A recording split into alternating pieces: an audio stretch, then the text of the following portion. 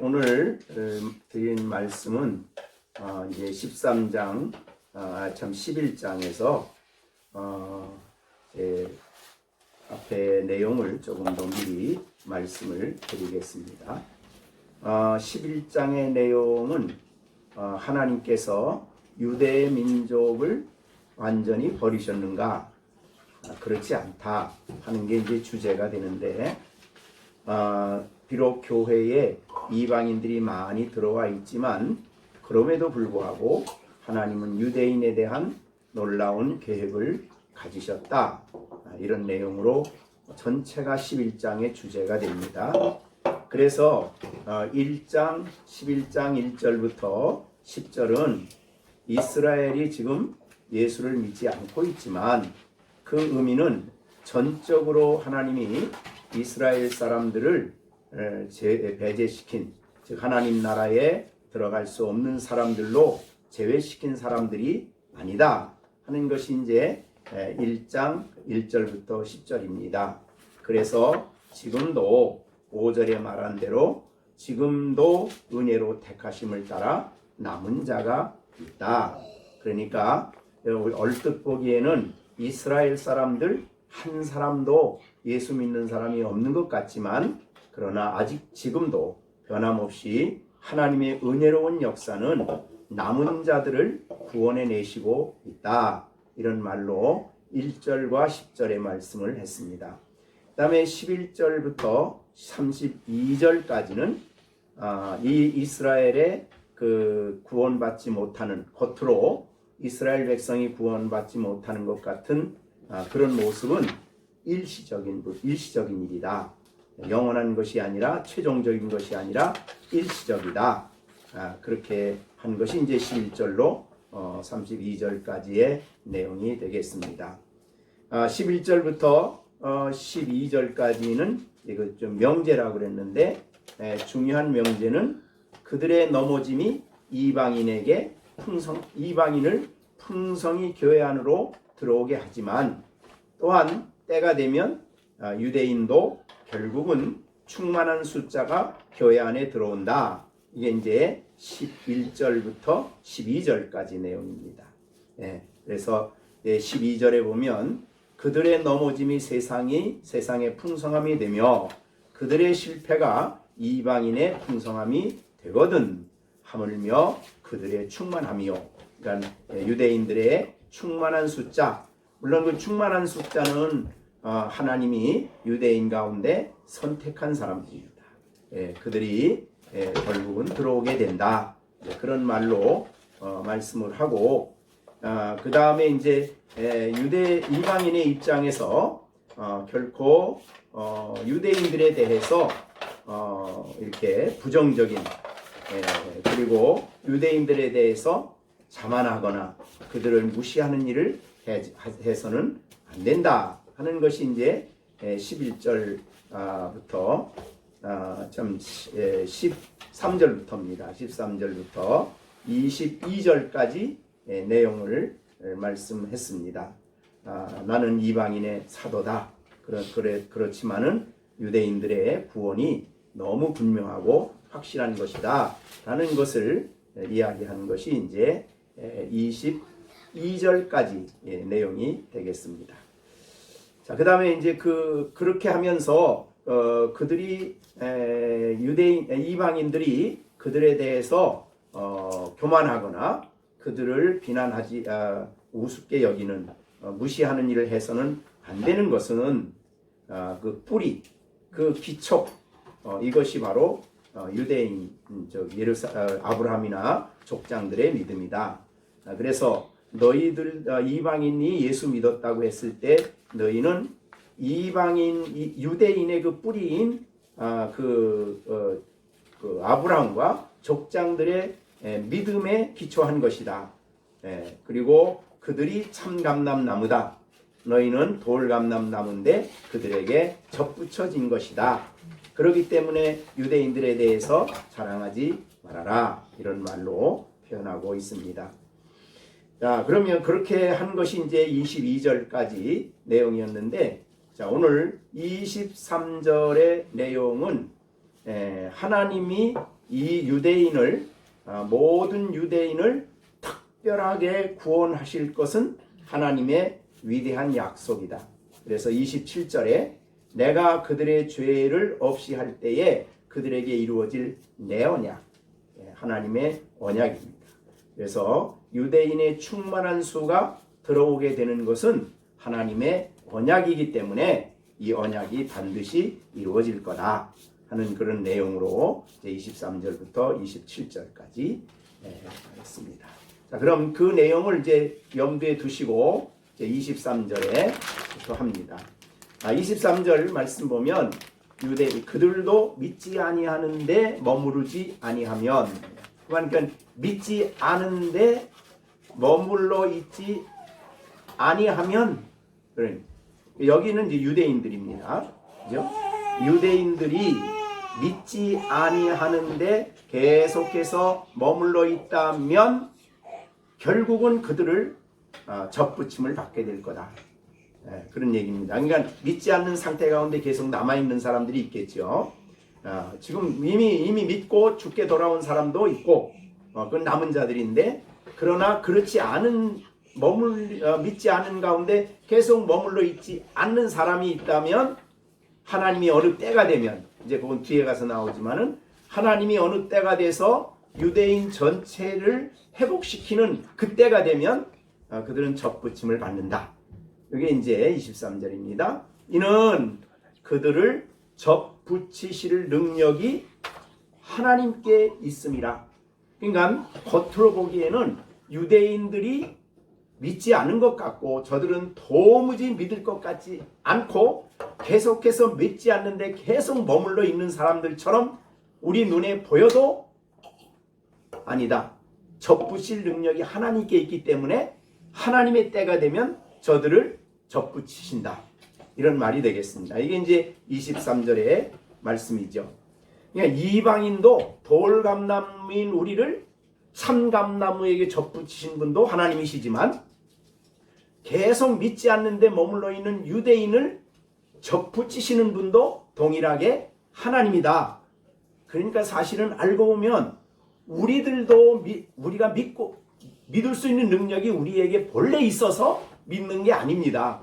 우리가 믿었다는 것은 하나님이 우리 돌감람나무인 우리를, 이방인인 우리를 참 아브라함의 후손부터 아브라함부터 되어진 참 감람나무인 그 뿌리에, 그 기초된 나무에 우리를 접붙이신 분이 하나님이듯이 유대인들도 결국 그들을 접붙이시는 분은 하나님이다. 이게 이제 23절의 말씀입니다. 그러니까 겉으로 볼 때 우리가 저 사람들 소망이 없어, 저 유대인들 예수님 부인하고 예수님 거절하고 그 예수님이 십자가에 못 박히실 때 이방인에게 내어줬던 그 사람들 이제는 하나님 버렸어, 이렇게 하지 말라는 거죠. 그런 사람이라도 접붙이시는 능력은 하나님께 있다. 우리가 이 능력, 이것을 근본적으로 모형적으로 보여주는 게 사도행전 2장입니다. 그죠? 2장에 보면 성령이 임하시고 난 다음에 예수님 120명이 기도하던 사람들이 막 성령이 임하고 역사하니까 오순절에 예루살렘에 있던 유대인들이 야, 이거 무슨 일이냐? 이 어찌된 일이냐? 그러고 이 사도들에게 왔어요. 그래서 사도들이 그들에게 설교를 한 내용이 사도행전 2장 베드로의 설교죠. 그 설교를 듣고, 우리가 아는 대로 그 설교를 듣고, 그 들은 사람들은 유대인들이에요. 그런데 듣는 사람들이 다 예수를 믿고 회개하고 세례를 받았어요. 그런데 그게 몇 명이냐면 3,000명이에요. 그러니까 이거는 예수님을, 그 사도행전 2장에 보면 너희가 십자가에 못 박은 예수다. 그분을 하나님이 살리셨다 그랬거든요.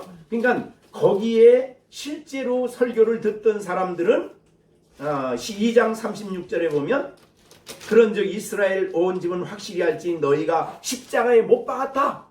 예수님을 십자가에 못 박도록 사실은 내어준, 십자가에 못 박으라고 외쳤던 그 사람들 중에서 회개하고 돌아온 게 3,000명이 된 거예요.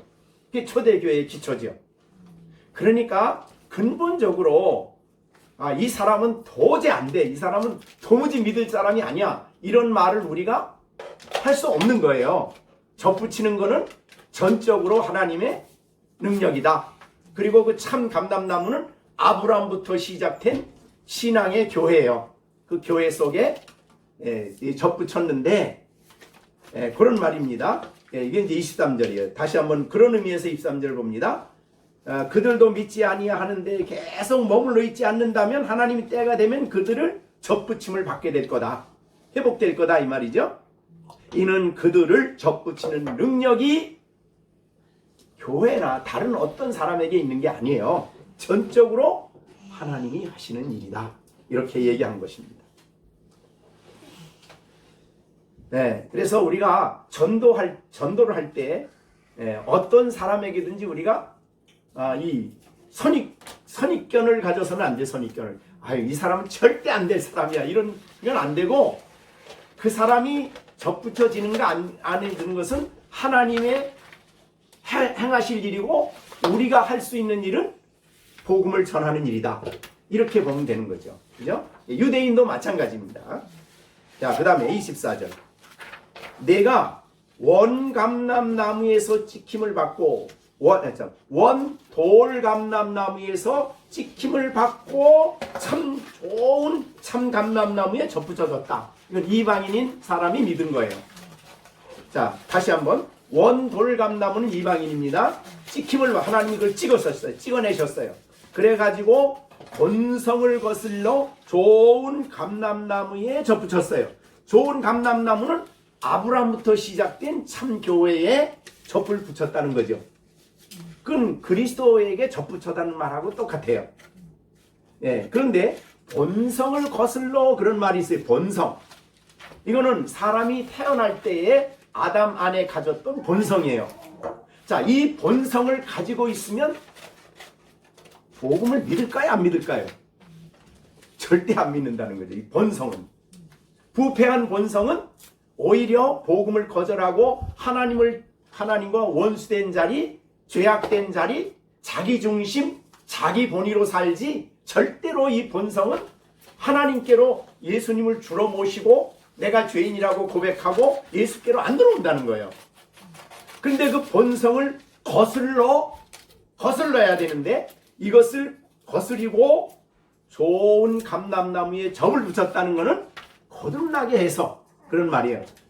새로운 본성을 주셨다. 새 성품을 주셨다. 새 생명을 주셨다. 그래서 본성을 거스리고 하나님이 새 생명을 주셨기 때문에 좋은 감람나무에 이방인들이 접붙여진 거예요. 여러분에 대한 설명이죠. 그러니까 이거는 전적인 하나님의 은혜지요. 여러분도 그거를 이제 알으셔야 돼. 분명히 알으셔야 이제 감사하는 거예요. 그죠? 원돌감나무인 이방인에서 하나님이 그걸 찍어내셔서 본성을 거스리는 이 복음을 믿게 하심으로 좋은 감람나무인 참교회에 접을 붙이신 분이 하나님이시죠. 그것이 이제 이방인에 대한 설명이에요. 여러분에 대한 설명이고요. 그러니까 구원은 전적인 하나님의 은혜다. 하나님의 역사다. 이렇게 보는 것이 이제 24절이죠. 자, 그럼 여러분들도 우리 자신에 대해서 나는 그런 사람이나 본래 본성상 하나님을 믿을 사람이 아닌데 하나님이 나를 거듭나게 하셔서 이 그리스도에게 또 참교회 아브라함으로 시작된 그 믿는 자들을 위해서 세워진 참교회에 접붙여졌다는 것을 이해하고 감사하는 우리가 돼야 될 거죠. 자, 그런데 이방인도 그렇게 했다면, 자, 원가지는 뭐냐면 이스라엘 사람들이에요. 그죠? 원가지인 이 사람들, 그러니까 이스라엘 사람으로 태어나서 구약의 성경 공부를 하고 구약의 구약적인 믿음을 배우고 구약적인 계명을 배웠던 그 사람들, 이게 원감람나무인데 이 사람들이야 얼마나 더 자기 감람나무에 접붙이심을 받겠느냐. 그러니까 이방인이 접붙여 있는 게 쉽겠어요? 유대인이 쉽겠어요? 유대인이 훨씬 쉽다는 거예요. 지난번에도 잠깐 설명했지만 유대인이 믿는다는 게 훨씬 쉬워요. 왜냐하면 유대인들은 한 가지만 딱 알면은 여태까지 어려서부터 신앙생활해 오고 배운 모든 말씀이 다 풀어지는 거예요. 그거는 이제 고린도후서 3장에는 율법을 읽을 때 이 수건이 가려졌다 그랬죠. 그 가려진 것만 싹 없애면 진짜 이 정말 아주 철저한 신앙인이 되는 거예요. 그래서 여기 그런 말한 거예요. 원가지인, 즉 원감람나무에서 찍혀졌던 원가지인 이 사람들이야 얼마나 더 자기 감람나무에 접붙이심을 받으랴. 더 많이 더 쉽게 접붙임을 받게 된다. 이런 뜻이죠.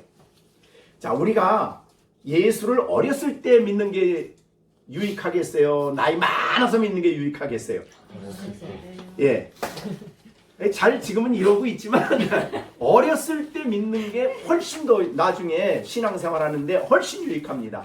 그래서 나이가 많아서 예수 믿는 사람들은 그 여태까지 가졌던 그 고정관념을 깬다는 게 엄청 어려운 일이에요.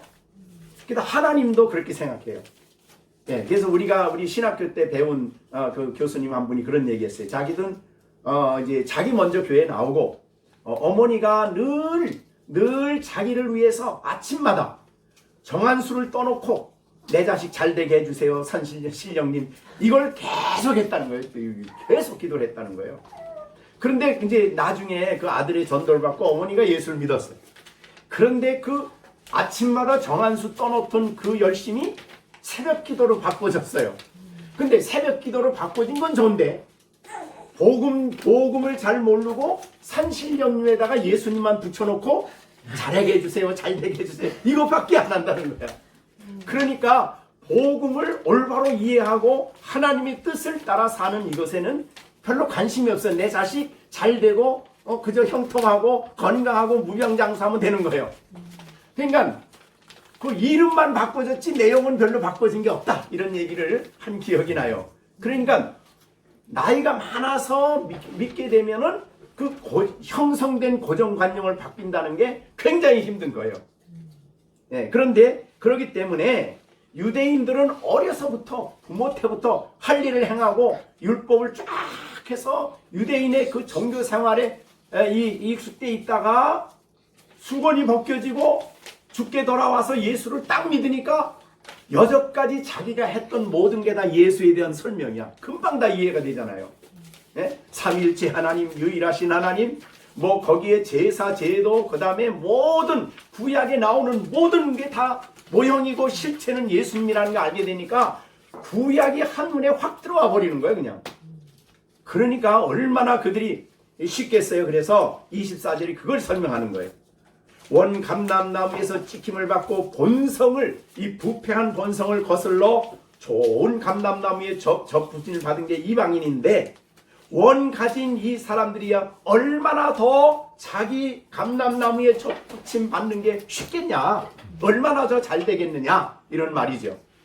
그것이 이제 24절입니다. 그렇기 때문에 지금 이 유대인들이 지금 예수 안 믿는 거에 대해서 너희들이 우리는 믿는데 왜 너 못 믿냐 그러고 자랑하거나 그들을 무시하거나 이렇게 해서는 안 된다, 이런 태도예요. 자, 우리가 그래서 이 9장, 10장, 11장 사실은 이 엄청난 내용이잖아요, 그죠? 이 로마서 16장에서 3장을 유대인에 대한 얘기로 바울 사도가 지금 얘기하고 우리 9장부터 얘기하고 있는 거예요. 이게 얼마나 중요한 문제고 그 당시에 얼마나 심각한 문제였는가를 보여주는 거예요. 그 심각한 문제는 뭐냐면 로마에 있는 교회에 들어온 성도들이 교회를 박해하는 유대인들을 보고 저놈들, 저 원수들 막 이렇게 생각을 하는 거예요. 그러니까 그걸 바꿔준 거예요. 여러분들도 사실 우리는 뭐 이 당시에 유대인과 같이 접촉은 안 해서 뭐 유대인을 원수라고 생각하냐? 아예 무관심하잖아요. 우리는 관심이 없잖아요. 유대인이든 뭐든. 그러나 이 인류 역사를 보면요, 유대인들은 어디 가나 미움을 받았어요. 이 교회에. 특히 이제 교회가 중세 교회가 되면서 중세 교회는 유대인들은 그리스도를 박해한 사람들로 여겼기 때문에 엄청 미워한 거예요. 유럽의 문화 속에는 유대인들은 죽일 놈들로 들어가 있는 거예요. 그렇기 때문에 히틀러가 600만 유대인을 죽이는데 아무런 문제가 없었어요. 왜? 너무 막 유럽 자체가, 종교적인 풍토 자체가 유대인들을 미워하기 때문에. 그래서 이 말을 보다가, 그 중세교회가 이 로마서 10장, 11장, 9장, 10장, 11장을 깨달았으면, 유대인 600만 유대인은 안 죽었을 거다. 그런 생각이 들어가요. 엄청난 문제였구나, 그게. 우리는 무관심해서 유대인 믿든 안 믿든 아무 상관없다 그랬는데, 이게 유대인에 대한 하나님의 그 계획 속에 유대인에 대한 하나님의 이 프로그램이 대단한 거예요. 우리가 우선 아까 말한 대로 처음에는 아브라함을 선택했죠. 아브라함의 후손에서 진정한 아브라함의 이삭의 후손들은 전부 다 유대인이죠. 그러니까 그 유대인이 구약 전체를 구성하고 있는 거예요. 그리고 예수님은 어떤 사람에게서 왔냐면 유대인에게서 오셨지요. 예수님이 유대인에게서 나셨어요. 유대인으로. 그런 걸 보면 하나님이 구원 역사에 유대인의 역할이 굉장히 중요하죠. 그런데 예수님을 그들이 거절하고 아까 앞에서 말한 대로 거부함으로 이방인에게 복음이 넘어가죠. 그렇다고 하나님이 이 유대인을 버렸냐? 아니라는 거예요. 결국은 이 버리는 동안, 교회를 박해하는 동안 복음이 이방인에게 들어가서 땅끝까지 복음이 전파가 되고, 그 다음에 이제 여기 오늘 이거예요. 유대인을 하나님이 아주 버린 게 아니라 다시 돌아오는 때가, 다시 접붙이는 때가 온다.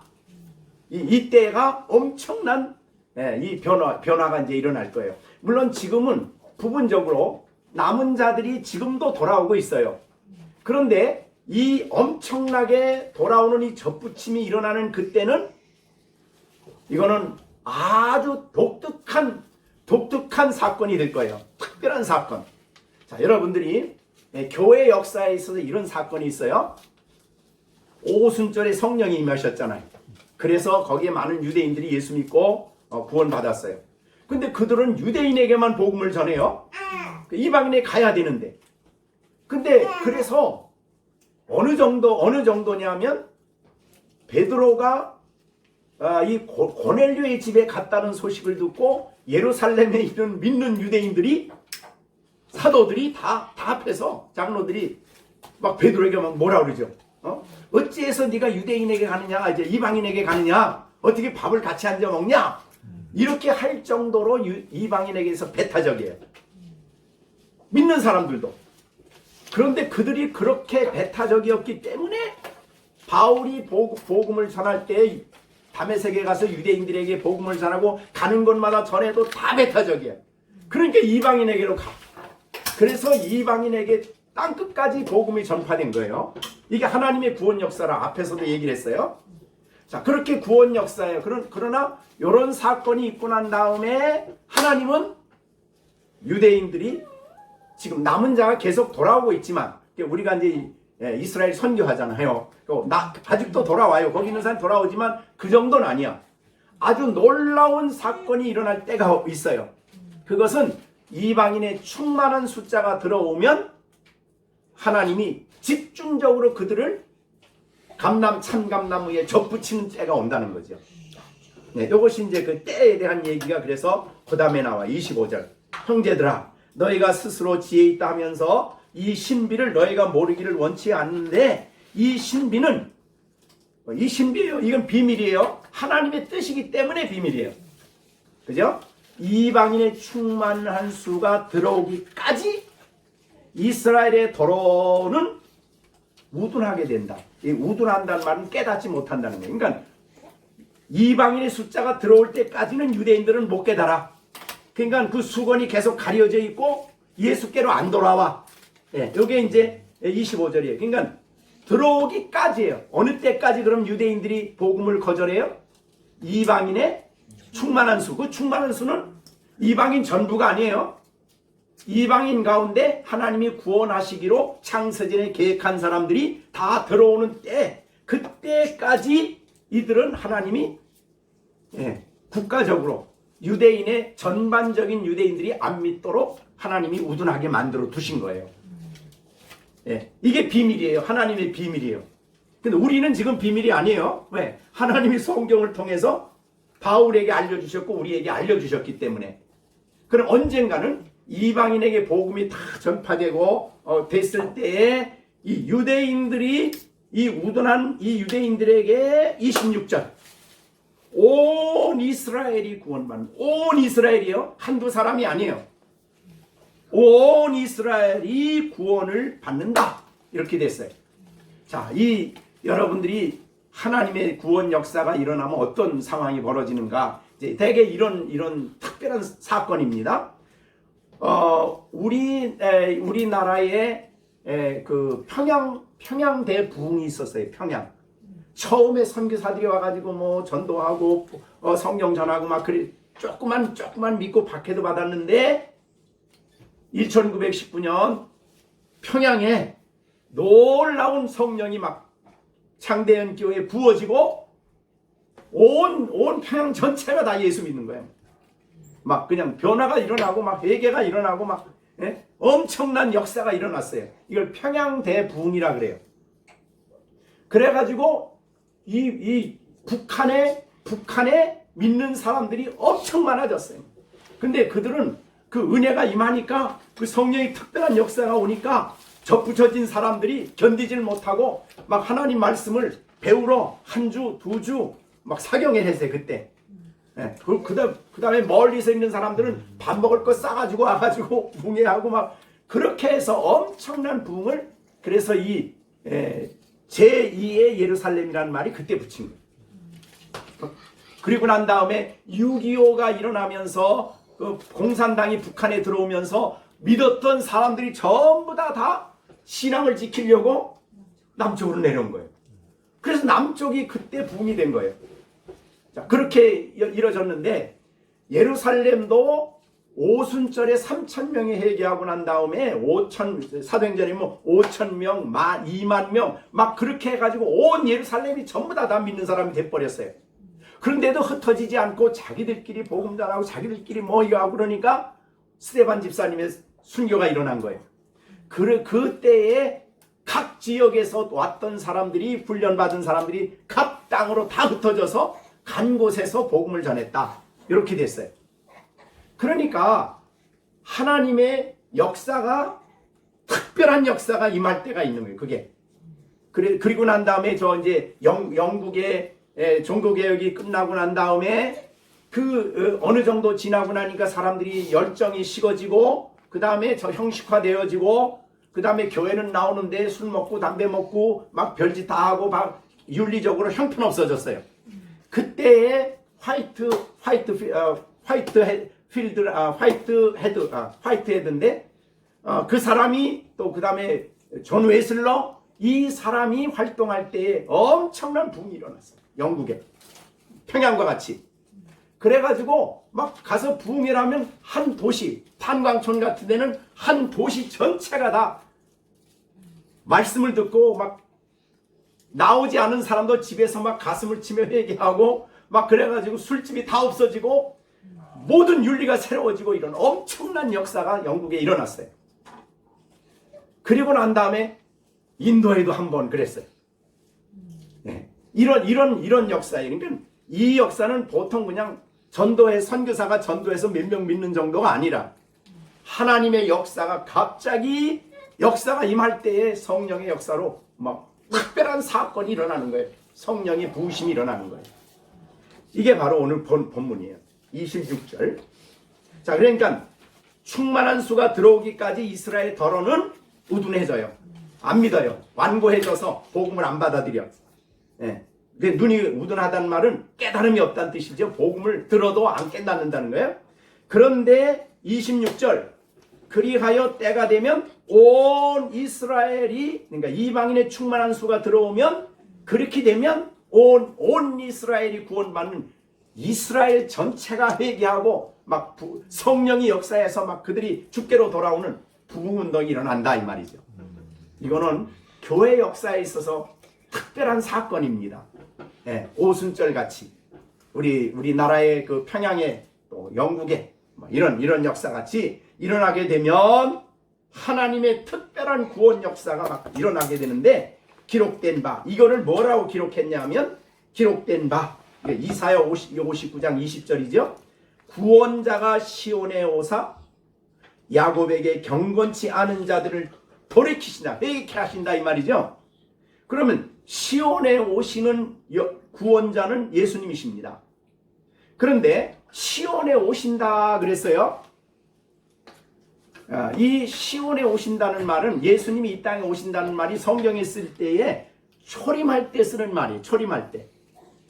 초림하셔. 메시아가 오신다. 예루살렘의 성전에, 그때도 쓰고, 그다음 재림할 때도 오신다는 말을 써요. 그런데 재림할 때는 시온에 오시는 분이 아니에요. 우주적으로 오시죠. 그죠? 그래서 초림하시는 예수님은 예루살렘에 오시고, 근데 시온에 온다는 말은 아주 특별한 말이, 특별한 의미인데, 이거는 뭐냐면은 요한복음 14장 18절에 예수님께서 구원자로 특별히 어느 지역에 어느 이스라엘 백성들 가운데 오신다, 이런 말이 되는 거예요. 그러니까 여기에 오심은 재림도 아니고 초림도 아니고 그들에게 성령을 부어주시는, 이 아까 말한 그런 성령의 특별한 역사로 영과 함께 주님이 오셔서 온 이스라엘을 회개케 하는, 돌아오게 하는 이런 역사가 일어난다. 이게 이제 26절이에요. 자, 우리는 그날을 우리는 주시해야 돼. 그러니까 자, 이렇게 해서 회개하고 돌이켜서 그들을 교회에, 그러니까 유대인 교회가 아닙니다. 참교회요. 참감람나무인 교회에 그들을 접붙이시는 거예요. 그럼 이 교회는 어떤 교회냐면 아브라함부터 시작된 그 교회인데, 유대인들이 그 속에 있고 그 다음에 이방인들이 들어왔고 나중에 유대인들이 같이 와서 하나의 교회가 되는 거죠. 지금도 하나의 교회지만 지금도 불완전해. 왜? 유대인이 아직 안 들어왔어. 자, 그래, 이거를 우리에게 잘 보여준 게 어디냐면 에베소서 2장이죠. 한번 보겠습니다. 에베소서 2장. 에베소서 2장입니다. 11절. 그러므로 생각하라. 너희는 그때 육체로는 이방인들입니다. 손으로 육체의 할례를 받는 무리라 칭하는 자들 유대인입니다. 칭하는 자들에게 할례를 받지 않은 무리라 칭함을 받는 자들이라. 그때 너희는 그리스도 밖에 있었고 이스라엘 나라 밖에 있었던 사람인데, 약속의 언약들에 대해서 외인인데 이 세상에서 소망이 없고 하나님도 없는 자여. 그러나 13절. 이제는 전에 멀리 있던 너희가 그리스도 예수 안에서 그리스도의 피로 가까워졌느니라. 그는 우리의 화평이신지라. 둘로 하나를 만드는 거예요. 둘은 뭘까요? 앞에서 말한 유대인입니다. 유대인으로서 구원받는 교회에 들어온 사람과 그 다음에 이방인이에요. 우리는 이방인이에요. 이방인으로서 교회에 들어온 사람을 하나로 만든 한 사람이 되는 거예요. 우리 교회의 머리는 예수님이죠. 그러니까 예수님인 머리에 유대인과 이방인이 들어와서 하나의 사람을 이루는 거예요. 이게 이제 하나님의 구원 계획입니다. 궁극적인 구원 계획이에요. 그 다음에 이 18절 보겠습니다. 우리 같이 18절 읽어볼까요? 이는 그리스도로 말미암아 우리 둘이 한 성령 안에서 아버지께 나아감을, 그러니까 한 성령 안에서 성령이 그렇게 하신 거예요. 그 성령과 함께 그리스도가 오신 거예요. 그래서 하나가 되었어요. 이 한 세 사람이 한 세 사람. 새란 말은 거듭났다 그 말이죠. 새 생명을 얻은 사람들이요. 이게 교회입니다. 자, 그러면 언젠가는 우리가 있는 이 교회 가운데 유대인들이 같이 들어올 거예요. 전체적으로. 근데 전체적이란 말은 혈통적인 전체란 말이 아니라 그랬어요. 아브라함의 후손 가운데도 이스마엘이 있고 이삭이 있고 야곱이 있고 에서가 있듯이 하나님의 택한 사람들은 그때 다 들어오는 거죠. 그래서 하나의 교회를 이루게 되어서 하나님 앞에 우리를 세우는 날, 이 세상은 끝이에요.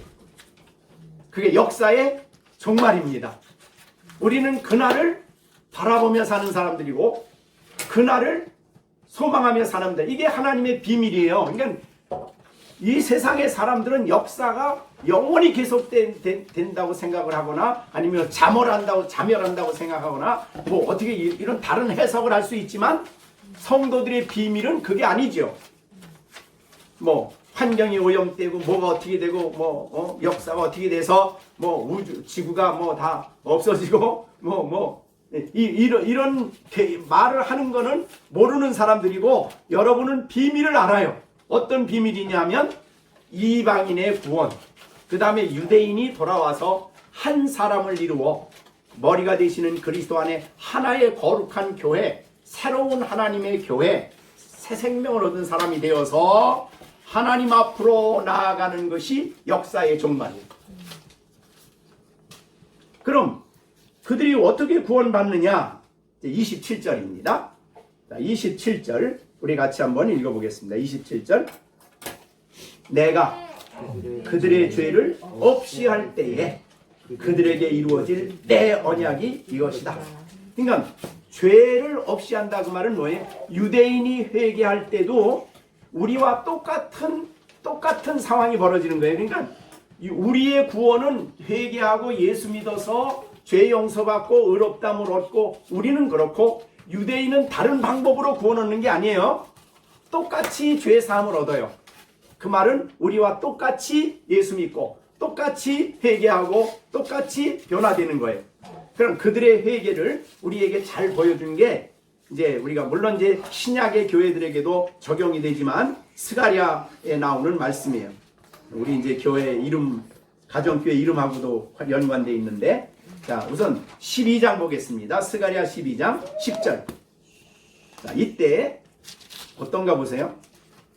자 이 말씀을 하는 거예요. 내가 스가랴 12장 10절 내가 다윗의 집 그 다음에 예루살렘 주민에게 뭘 부어줘요? 은총과 간구하는 심령을 부어주신대요. 이게 하나님이 이거 안 주면은 그들의 우둔함을 깨달을 수가 고쳐질 수가 없어요. 그들이 거듭날 수가 없는 거예요. 그러니까 은총을 주셔요. 은혜를 주시는 거죠. 그 다음에 간구하는 심령이에요. 자복하고 죄를 회개하고 간구하는 심령을 부어주는데 그들이 누구를 바라보냐면 그 찌른 바 자기들이 찔렀어. 예수님의 옆구리를 창으로 찔렀어요. 그 찌른 바 예수님을 바라보고 그것으로 인하여 그를 위하여 그 말은 그분으로 인하여 애통하기를 우리가 이 예수님을 십자가에 못 박았구나. 이게 애통하기를 독자를 위하여 애통하듯 하며 그들을 위하여 통곡하기를 장자를 위해서 통곡을 해요. 그래가지고 그날의 예루살렘의 큰 애통이 무깃도에 골짜기 하다림몬이 있는 애통과 같다. 이 무깃도 골짜기 하다림몬은 무깃도에서 요시아가 죽었거든요. 성군이에요. 죽었을 때 온 나라가 통곡을 했어요. 그런 통곡이 이 예루살렘에서 일어날 거다. 그 말이에요. 그 다음에 12절 온 땅 각석이 흩어져 있는 각 족속이 따로 애통하고 다윗 족속이 따로 하고 그들의 아내들이 따로 하고 나단의 족속이 따로 하고 그러니까 예루살렘뿐만 아니라 흩어져 있는 각 지역에 흩어져 있는 다른 나라 바빌론 뭐 지역에 세계 흩어져 있는 유대인들이 따로 예수님의 십자가를 바라보고 회개하는 날이 온다는 거예요. 놀라운 하나님의 비전이에요. 그러니까 구약에 있는 성도들은요, 저 선지자들은 당장 지금 눈앞에 죄 때문에 멸망당하는 그들을 본 게 아니라 그들 후에 하나님이 변화시킬 그 교회를 바라본 거죠. 그게 소망입니다. 자, 우리들도 이 세상을 살아가면서 현실만 바라보는 거 아니죠. 그죠? 장차 하나님이 이루실 완성할 그 나라를 바라보며 우리가 살아가는 거죠. 어떻든 하나님은 그들에게 이 엄청난 회개의 영을 부어주심으로, 은총과 간구의 영을 부어주심으로 이제는 십자가 필요 없다, 예수 필요 없다 한 사람이 그 옆구리에서 흐르는 그 피를 보고 내 죄 때문이라고 고백하며 회개하고 주께로 돌아오는 엄청난 역사가 있다 이 말이죠. 예, 이 일을 위해서 예수님께서 시온에서 오신다 이 말한 거예요. 그러니까 여기에 오늘 본문에 시온에서 오신다는 것은 초림이나 재림이 아니라 그들을 성령을 통해서 오시기 때문에 그들을 진정한 회개를 위해서 오신다 그런 말이죠. 우리 요한복음 14장 18절 한번 봅니다. 예수님의 오심을 성령과 어떻게 연결시켰느냐. 요한복음 14장 18절입니다.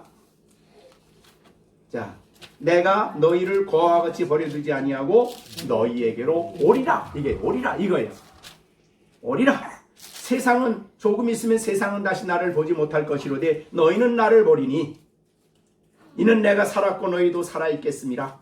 그날에는 내가 아버지 안에 너희가 내 안에 내가 너희 있는 것을 알리라. 그러니까 이때는 교회 시온이 교회거든요. 계시록에 보면 그 시온에 교회에 오셔서 그 믿는 사람 유대인들을 엄청나게 회개시키는 그런 역사가 있을 거다. 바울은 벌써 몇 년 전이에요. 지금부터 1세기 사람 아니에요 바울이? 네. 그러니까 몇 천 년 후에 될 일을 성령의 감동으로 이걸 얘기하고 있는 거예요. 그러니까 비밀이죠.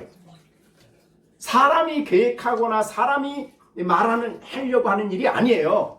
하나님이 하시는 일이기 때문에 비밀이에요. 그러니까 안 믿는 사람에게는 비밀이지만 믿는 사람에게는 알려진 비밀이죠. 우리는 그걸 알고 있어요. 그래서 이 세상이 어떻게 될 것까지 우리는 알고 있어요. 재림하심으로 새 하늘과 새 땅을 만드실 그거를 우리는 알고 있어요. 그 소망을 바라보며 우리는 지금 살아가고 있다 이런 말이죠. 자, 오늘 이 말씀을 우리가 생각해 보면서 우리에게 주시는 귀한 교훈을 좀 정리해 보면 좋을 것 같아요. 자, 근데 유대인이 갑자기 아무런 준비가 없다가 갑자기 그러는 게 아니라 언제나 복음은 이런 은혜가 일으키기 위해서는 털을 닦아놓는 사람이 있어요. 예. 그래서 이 우리나라도 우리가 토마스 선교사가 오면서부터 그 사람들이 털을 닦아놓고 그들이 기도하다가 평양의 대부흥의 역사가 일어난 거죠. 어느 시대도 그래요. 그 시대에 하나님의 놀라운 역사를 이루시기 위해서 사람들로 하여금 기도하게 하고, 그러니까 우리 평양의 대부흥은 그 한 선교사의 기도부터 시작이 된 거죠. 그래서 기도하게 하고 이 은혜를 달라고 하나님 이 민족을 살려달라고 기도하는 모임이 시작이 됐고, 그것이 20명, 30명, 40명이 시작이 돼서 막 금식하며 막 엄청나게 기도하고 준비하다가 하나님이 때가 되매 평양의 성령을 막 쏟아부어 주신 거죠. 그러니까 우리도 그런 의미에서 볼 때에 유대인들은 우리에 상관없다 그러지 마시고, 이제 우리 특별히 선교를 통해서 관계를 맺었으니까 유대인들의 이 은혜를 잊기 위해서 우리가 하나님 앞에 기도해야 되겠다. 정말 유대인들을 복음 전하는 일을 위해서 애쓰는 그들에게 우리가 하나님 앞에 기도하고, 그 선교에 참여한 일은 지난주에도 얘기했지만 우연한 일이 아니에요. 우리 교회를 사랑하셔서 하나님이 이런 길을 열어주시 않았나 그렇게 생각이 됩니다. 그래서 거기서 오는 선교에 대한 보고를 같이 공유하고 같이 나누어서 또 우리가 기도의 제목으로 삼고 그렇게 하면 좋겠다 그런 생각이 들어갑니다. 그러니까 우리는 이 유대인들의 구원 문제에 대해서도 우리가 기도해야 되는 이유는 사실은 그렇습니다. 우리가 이방인들의 복음 전환을 위해서 우리가 선교를 하게 되면 받는 사람들이 선교사들이 나가면 그 지역을 위해서 우리가 기도를 하죠. 네. 그렇듯이 우리가 이 유대인들의 구원 문제를 위해서 우리가 하나님 앞에 이렇게 기도하고 힘써서 애써서 하는 일은 하나님이 엄청 기뻐하시는 일이다. 이렇게 생각이 돼요. 자, 우리가 성경에 누가복음 15장에 보면은 그런 말씀이 있어요. 우리 누가복음 15장 한번 보겠습니다. 누가복음 15장에 세 가지 비유 잘 아시죠? 네, 여기 보면 잃은 양 비유, 달란트 비유, 탕자의 비유, 그게 나오는 게 누가복음 15장 사건입니다. 자, 누가복음 15장에 보시면 여기에 15장 1절입니다. 모든 세리와 죄인들이 말씀을 들으러 가까이 나와요. 이게 유대인들이죠. 그러니까 바리새인과 서기관들이 쑥을쑥을 하면서 아니 이 사람이 예수님입니다. 왜 예수는 죄인을 영접하고 죄인하고 같이 음식을 먹느냐라고 제자들에게 따진 거예요. 그걸 알고 예수님이 3절부터 얘기를 합니다. 비유를 얘기한 겁니다. 양 100마리가 있는데 하나를 잊어버렸어요. 그럼 목자는 99을 두고 하나를 찾았어. 그러니까 그 찾은 것을 어깨에 메고 집에 와서 벗들을 불러 모아가지고 같이 잔치를 하면서 야, 내가 잃은 양 찾았다. 너무너무 기쁘다. 그러면서 거기에 대한 해석이 나온 게 뭐냐면 7절. 그죠? 7절에 내가 너에게 이르는 이와 같이 죄인 한 사람이 회개하면 하늘에서 회개할 것이 없는 의인 99으로 말미암아 기뻐하는 것보다 더하다. 하늘에서의 기쁨이요. 한 사람이 돌아오는 거는. 그러니까 우리가 유대인을 위해서 선교하는 그분이 지금 40여 명이 모였다고 하는 거는 이건 엄청난 일입니다. 사실은. 예. 그러니까 어떻든 기쁨이에요. 그 다음에 두 번째. 8절부터 10절까지는 드라크마 비유예요. 10드라크마가 있었는데 하나를 잃어버렸다. 그래서 열심히 찾도록 찾았는데 찾았어요. 그러니까 너무 기뻐서 벗들과 이웃을 불러 모으고 즐기자. 내가 잃은 드라크마를 풀었다, 찾았다 하면서 10절 비유에 대한 해석이에요. 내가 너에게 이르는 이와 같이 죄인 한 사람이 회개하면 하나님의 사자들 앞에서 기쁨이 된다. 천사들 앞에서 기쁨이 된다. 이런 뜻이죠. 그 다음에 자, 이 11절부터 마지막 절까지 탕자의 비유죠. 아들 둘이 있었는데 하나가 집을 나갔어. 그래서 아들이 가서 모든 재산을 다 허랑방탕하고 다 못된 데다 쓰고 너무 살기가 어려워서 아버지께 돌아왔다.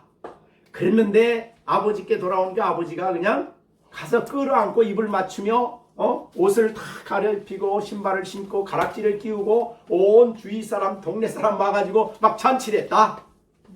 기뻐서. 근데 첫째 아들이 와서 보니까 아니 저 가서 재산 다 해먹고 돌아온 저 아들이 뭐가 좋다고 저렇게 기뻐하는가? 잔치를 하는가? 나는 이 집에서 그렇게 열심히 일해도 나 때문에 잔치 안 해줬는데? 라고 불평을 해. 그러니까 이 아버지가 이제 해석을 합니다. 31절. 아버지가 이르되 너는 항상 나와 함께 있으니 내 것이다. 내 거 아니냐. 내 동생이 죽었다가 살았으면 내가 잃었다가 얻었기로 우리가 즐거워하고 기뻐하는 것은 마땅하다. 그러니까 이 첫째 아들의 문제는 뭐예요? 아버지의 심정을 이해 못했지. 아버지는 재산이 문제가 아니야. 아버지는 자식이 돌아온 게 기쁜 거예요. 자식이 회개하고 돌아온 게 너무너무 기뻐서 죽었다가 살았다, 잃어버렸다 찾았다 그러고 기쁨이 넘쳐. 근데 아들은 계산 따지는 거죠. 저 못된 거 아버지 유산 다 가지고 나가서 뭘 잘했다고 저렇게 기뻐하는가. 아버지의 마음을 몰랐어요. 그러니까 이 세 가지 비유는 여러 가지 해석을 하는 것보다는 비유의 핵심은 하나예요. 한 영혼이 회개하고 돌아오는 것은 하늘과 천사들과 주님과 아버지 하나님께 큰 기쁨이다. 말로 할 수 없는 기쁨이다. 이거예요. 그러면 하나님의 기쁨이 하나님은 그렇게 기뻐하는데 우리는 안 기쁘다 그러면 바리새인과 서기관과 똑같은 상황 아니에요. 그죠? 그러니까 우리는 너무 잃은 영혼이 돌아오는 것에 대한 기쁨을 가지고 있는 그 아버지의 기쁨, 주님의 기쁨에 대해서 너무 관심이 없어. 그걸 회복을 해야 되겠어요, 우리들이. 물론 우리 안 믿는 사람들, 우리 주위의 사람들도 그렇지만 우선 성경이 1차적으로 볼 때는 당시의 이스라엘 백성이에요. 그럼 우리가 사실 만약에 여러분이 지금 김영현 선교사하고 선교 안 했다면 계속 관심이 없었을 거예요. 유대인에 대해 관심이 없었어요. 그죠?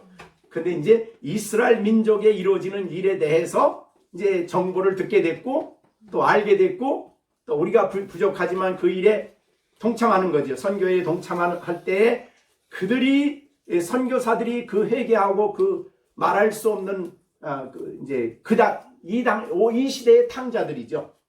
이 시대의 탕자들인데, 죄인들인데, 마약하고, 또 그 러시아에서 온 사람들은 어째 술 잘 먹잖아요. 그래가지고 알코올 중독하고 막 이런 사람들을 끌어들여가지고 훈련시키고 복음을 전해서 예수 믿게 하는 일을 우선하는 거예요. 전혀 이 이스라엘 땅에 와서 중심에 들어가질 못하고 버려진 인생들이에요. 그럼 예수님이 오셔서 찾은 인생들하고 너무 똑같아. 그러니까 사실은 우리가 그 일에 참여하는 일은 우리 주님이 되게 기뻐하시는 일인 거예요. 하나님이 기뻐하는 일이다. 이렇게 생각하고 우리가 이 유대인들에 대해서 좀 더 관심을 새롭게 갖고 하나님이 그 회개하고 돌아오는 영혼들을 기뻐하신다는 것을 우리가 생각을 해야 되겠다. 네, 그렇게 생각이 됩니다. 그 다음에 우리가 안 믿는 사람이 접붙여지는 것은 본성을 거스리는 일이에요. 근데 이 세상에 어떤 사람도 자기 본성을 거스리고 복음을 들으러 올 사람이 없어요. 그 본성을 따라 살지요. 우리 아까 우리 집사님 기도한 것처럼 아무리 권력을 갖고 아무리 윤리 도덕을 배워도 본성이 욕심과 탐욕과 권력욕에 사로잡히면 그거 버릴 수가 없어요. 그냥 거기를 따라가는 거예요. 근데 그 본성을 거절하고 그리스도 영광스러운 하나님의 교회에 접붙여지는 역사는 사람이 할 수 있는 일이 아니에요. 하나님이 하시는 일이에요. 우리가 이 소망을 갖고 안 믿는 사람에 대한 편견을 버리고 하나님이 우리를 통해서 일하신다는 것을 우리가 생각해야 될 것입니다. 그래서 기회 있는 대로 우리가 하나님의 말씀을 전하도록 노력을 해야 될 것이고 우리가 먼저 앞뒤를 재서 따지지 말고 해야 되겠다 이런 생각이 들어갑니다. 그래서 다른 사람을 죽게 돌아오는 것은 정말 본성을 거리시고 새 본성을 하나님이 새 생명을 주시지 않으면 안 돼요. 여러분들은 새 생명을 받은 사람들이죠. 그래서 본성을 거스리고 예수께로 나온 사람들이고 본성을 거스리고 예배드리고 본성을 거스리고 신앙생활하는 사람들이요. 네. 그러니까 이 본성을 따라서 사는 그들이 하나님 앞으로 돌아오는 일에 대해서 우리 거기에 소망을 가지면 안 돼요. 저 사람 착하니까 될 거야. 이게 안 돼요. 안 됩니다. 하나님의 능력이 역사가 있어야 됩니다. 우리가 그런 은혜를 받았듯이 그렇게 생각하고 하나님의 복음을 전하는 데 힘쓰고 또 우리가 우리를 이렇게 참 감람나무에게 우리를 접붙여 주신 것에 대해서 너무너무 감사한 일이죠. 그죠? 너무 감격스러운 일이죠. 영원한 그 나라에 들어갈 참 하나님의 교회요. 머리 되시는 그리스도에 속한 교회의 사람이라는 것을 우리가 기억할 때에 하나님께 감사하는 마음을 가지고 살아가는 여러분들이 되시기를 간절히 바랍니다. 예, 제가 이걸 설교 준비하면서 유대인에 대한 생각이 너무 달라졌어요. 옛날에는 너무 이제 편견이 많았었는데 그분도 우리의 뿌리구나 알고 보면 우리의 기초구나 그렇게 생각하시고 유대인에 대한 바른 인식을 갖고 기도하시고 또 우리 선교에 열심히 참여하고 기도해 주시길 바랍니다. 기도하겠습니다. 우리 다 같이 이 시간에 하나님 앞에 기도하는 시간을 갖겠습니다. 하나님, 우리를 참 감람나무 되시는 참 하나님의 교회에 우리를 이렇게 접붙여 주심을 감사합니다. 우리가 정말 참 감람나무에 접붙였으니 아름다운 열매를 많이 맺히는 그런 우리가 되게 하여 주옵소서. 그리고 두 번째로 거기에 감람나무에서 나오는 열매는 기름을 짜서 하나님 성전에 모든 기름은 그거로 다 합니다.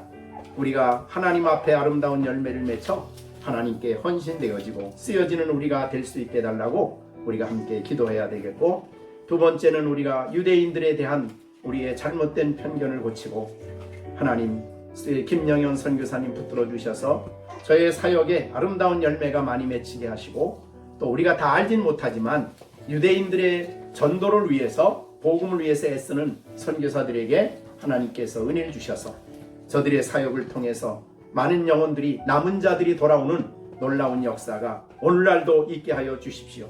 그리고 언젠가는 정말 주님이 저 온 이스라엘을 참감나무에 접붙이는 이런 놀라운 구원의 역사가 있을 것을 기대합니다.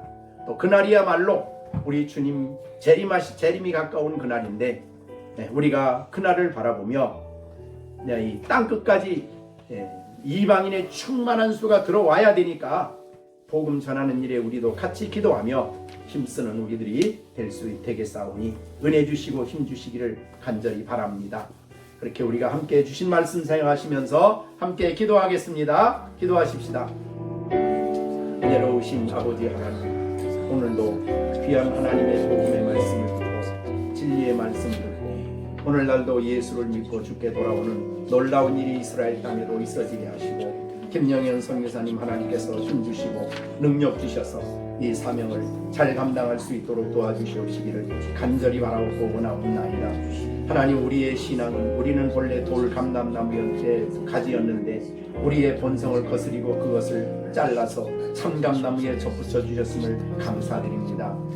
그래서 아브라함의 후손이 되었고 아브라함부터 시작된 참교회에 속한 자가 되어 하나님 이 뿌리와 이 터 위에 세워진 교회에 속하게 하심을 감사드립니다. 이 놀라운 아버지 은총을 통해서 아름다운 열매를 많이 맺혀 하나님 헌신된 삶을 살아가기에 부족함이 없도록 은혜를 베풀어 주시옵소서. 주님이 오심이 가까운 시대에 우리가 살고 있는데 눈에 보이는 이 땅의 모든 문제들로 인해서 우리가 이것이 전부인 줄 알고 살아가지 않게 하시고, 장차 이방인에게 땅끝까지 복음이 전파되고 우리 예수님 유대인들이 주께 돌아와 진정한 회개와 변화가 일어날 때에 우리 주님 다시 오셔서 새하늘과 새 땅을 만드시고 영원한 영광에 들어가게 하실 놀라운 하나님의 계획을 우리가 소망 중에 바라보며 사오니, 하나님이여 날마다 십자가 밑에서 은혜를 받고 바른 신앙의 길을 걸어가는 나 자신이 될 수 있게 하여 주시고, 우리 아버지 열린샘 교회 모든 성도들이 될 수 있도록 역사하여 주시옵소서. 예수님의 이름으로 기도하옵나이다. 아멘.